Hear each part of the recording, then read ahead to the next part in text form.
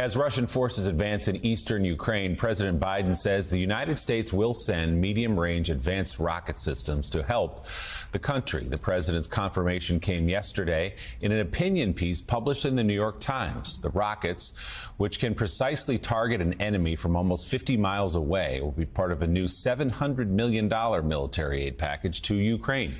The package also will include Javelin anti-tank missiles, artillery rounds, helicopters, and tactical vehicles.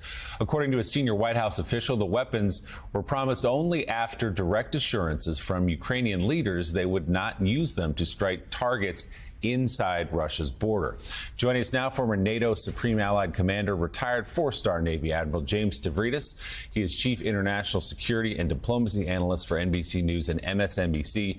His new book is titled To Risk It All: 9 Conflicts in the Crucible of Decision. Admiral, help our viewers understand this distinction in these weapons and why you think President Biden is making those rules about not using them inside of Russia.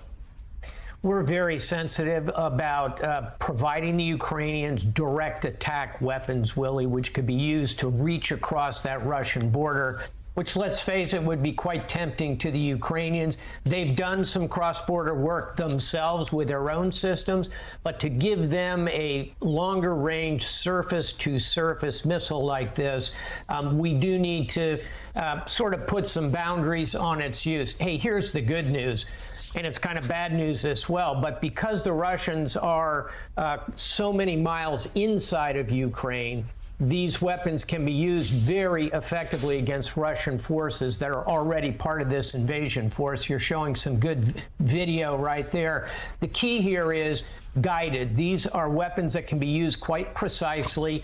They can be used against troops in the open. They can be used against logistic bases. Again, that's been an Achilles heel for the Russians. And finally, Willie, it's important to know that these are mobile systems. In other words, they can shoot and scoot, as we say in military parlance. So it's a pretty terrific weapon system. I think it'll make a real difference in the fight at the moment. Admiral James Stavridis, thank you as always. Coming up next, is the United States